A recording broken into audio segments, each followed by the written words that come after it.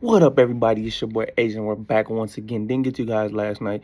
Had to decompress about another Michigan game. It's been a tough season, man. Like I said, talked about it before the season started. I needed a 8 to 9 game wins for the season to be successful and not to be terrible. But boy, we are long past that. Yes, Michigan took their team on the road to Indiana. The Fighting Cincinnati's in Indiana. 9-0 at home, ranked in the top 10. A good team. He's having a phenomenal first season as a head coach for the Indiana Hoosiers after coming from James Madison. But Michigan loses a close one, 20-15. Yes, 20-15. Remarkable performance by this defense. That is the bright shining star that I want to get to before I get to torturing this coaching staff. But with that being said, the defense, Wink Martindale, we have Smitty has a terrible guy, but he arguably had his best play calling, best coaching job on the field against Indiana. Indiana was on fire, blowing the doors off everybody.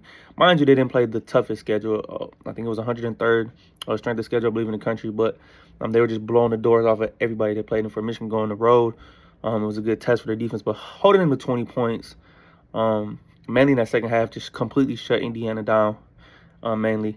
But defense, no, mind you, no Will Johnson played. He's still out with a lower body injury. I would expect him back possibly after this bye week coming up before they take on Northwestern and then got to go to Ohio State. So there's 2 games left in the season. But held Indiana to 20-point season low, held them to 246 yards of total offense. Yes, under 300 yards, under 250, matter of fact. Held them to 4 for 11 on third down. Did a good job with Curtis Ward. I know Justin Ellison got banged up, but 4 sacks. Yes, 4 sacks for his defense. Zeke Berry with a pick.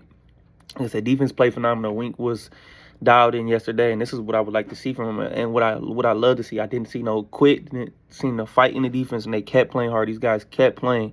And that's the one thing I've talked about, especially from this defense. And they gave you a hell of a performance that was just totally mismanaged and blown by this offensive staff, as we can talk about it now. Let's get to that. I don't care about the stats with Davis Warren. 137 yards, no touchdowns, no interceptions. He did fumble, but had a recovery. Orji had a fumble. But let's talk about Kirk Campbell. Yes, the offensive coordinator. Yes, he has shown the inability to design a competent passing game. Now, listen, I'm not saying we have Cam Ward or Shedeur Sanders or Carson Beck or Jackson Dart. Let's keep going on, but does not design any type of passing game. Michigan definitely hasn't hit 150 passing yards, let alone hit 200 yards for the season. We got to raise some questions about that. He looks lost trying to design that, in the play calling just mismanaged. He doesn't look like he has any type of rhythm, any type of competency, and it's the red flag is up for me. I tried to be patient. I know Davis Warren is a walking quarterback, but he actually has been competent the last couple of weeks. I'm not saying he can't be the guy going forward, although he won't be here next year because he's out of eligibility. But just the mismanage of these things with Kirk Campbell is not being good. Colson Love had 4 catches, 37 yards. It's just lifeless. He has some juice early in this game and just no play call, nothing. Get 15 points. And Sharon Moore has to start asking some of these questions. He is learning on the fly, and it's just not going to cut it as his career goes on.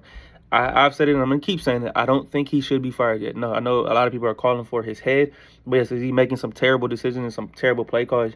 Yes, but he's learning on the fly, and this is a tough place to figure out, to learn on the fly. And it's not a head coach job that you want to take in college football. With the biggest brand in Michigan is to learn on the fly, and it's the transition hasn't been as easy with Harbaugh gone and taking damn near the entire staff. But just figuring it out. They made a lot of bad mistakes in this game, like they did last week. At the end of the game, letting 31 seconds run off the clock before calling the timeout. Clear. Then Alex Orji fumbles. It was clear that he fumbled, and they lost the ball. And Sharon Moore said after the game, one, to fight for the kids. Yes, I know you want to fight for the kids, but that is a clear, obvious fumble that you do not challenge. You do not challenge that fumble. You lose a timeout. Just a bad challenge. It's not just no self-awareness. There's got to be somebody in that coaching staff that tell you that you're not going to win that challenge. Also, just I don't know what's going on with Kalel Mullins. I know he had 10 carries for 30 yards, but he had a touchdown, but he didn't get his first carry till 6.5 minutes left in they're in the first half. So there's got to be some things that we got to talk about. The mismanagement of that. He's learning, like I said, on the fly. Offensive line's banged up. We thought it would be better. Grant Newsome's doing the best job he can, but it's been very overwhelming with the development of offensive line, who's been strong, and Michigan is known for a great offensive line, but they've been getting pushed around and not have been productive. This team had 34 carries for 69 yards. Yes, I know quarterback sack yards count for rush yards, whatever, but it's still not the point. The offensive line is not getting that push that we're used to seeing, and it's the development with these players, especially like on the offense side, has just not only been bad, but it's regressed. And let's say Sherrone is learning on the fly, and it's not a time, man. We got to get to the offseason. He has to make changes. They've got to help him put guys who have experience, who can help him figure out what to do. And this offseason will be pivotal. Changes have to be made. Changes have to be made, and that's what I'm going to say. I'm going to give him one more year to figure this out. But like I said, to fall so far from grace that these boys did, Michigan's not talked about. It's as bad as the season they're having just because of how bad Florida State is. And Florida State's only going to win one game this year. They got their doors blown off yesterday at Notre Dame. So that's the only reason Michigan isn't getting talked about more. But you can definitely hit the button on this. The alarm bells are ringing. Only thing that may save him is this recruiting class coming in, and they're going to have to hit the portal hard for a quarterback. And I know they're going after Bryce Underwood from the state of here in my home state of Michigan, #1 player in the country. If I'm Bryce, what reasons do you come here? I mean, the only reason I believe he ends up here is the NIL money. LSU is a bigger attraction. I know they got their ass whooped by Bama last night, but the offense doesn't appeal to Bryce. I'm hoping we can get him optimistic, like I've talked about before, but we'll see what happens. So I have to hit the recruiting. I have to make some changes. I'm gonna give him that caveat, so he has that. But like I said, the players didn't quit on defense. Obviously, they play hard, but it's just not there. And it's like I said, we're gonna lose a ton of guys, NFL guys, high level guys. Like I said, probably 4 or 5 guys will be first round picks on this team. So it's like the coverage bear. Harbaugh took it, and the transition hasn't been as seamless. But Sherrone's gonna have to figure this out if he wants to be an elite coaching staff. You don't.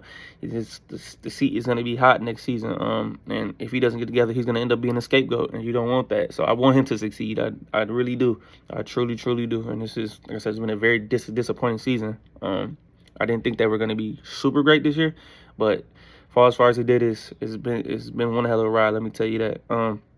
So they got a bye week coming up, this week coming up, and then play Northwestern. They have to win this game. They have to win this game to even be bowl eligible. I didn't think I would talk about that. 7 was at the most, but they're fighting for bowl eligibility right now. So I want to see the fighting them. I think they can beat the Northwestern team. I think they get the 6 wins, and then they go on the road to our hated rival, that team, Ohio State, and Ohio State's going to be licking their chops to put an ass up on Michigan, because Michigan's dominated them the last 3 years. So we'll see what happens. But all in all, they fought hard, but still, there's no more victories, especially in college football, especially with Michigan. But Indiana was looking forward to winning this game. So they beat Michigan was 2020, but they're 10-0 for the first time in school history. So congratulations to Segnady and the Hoosiers. But another loss. A couple more weeks left in the season. Can we say that? So, and then we'll see. If they win 6 games, they'll probably be in the Motor City Bowl or something. But no more videos, like I said. So, continue fighting, continue doing what you do. But like I said, another disappointing loss, just another disappointing season. So, hey, it's your boy Adrian. Don't forget to love, subscribe, like my videos. I appreciate the love and support. It's your boy Adrian, and I'm out.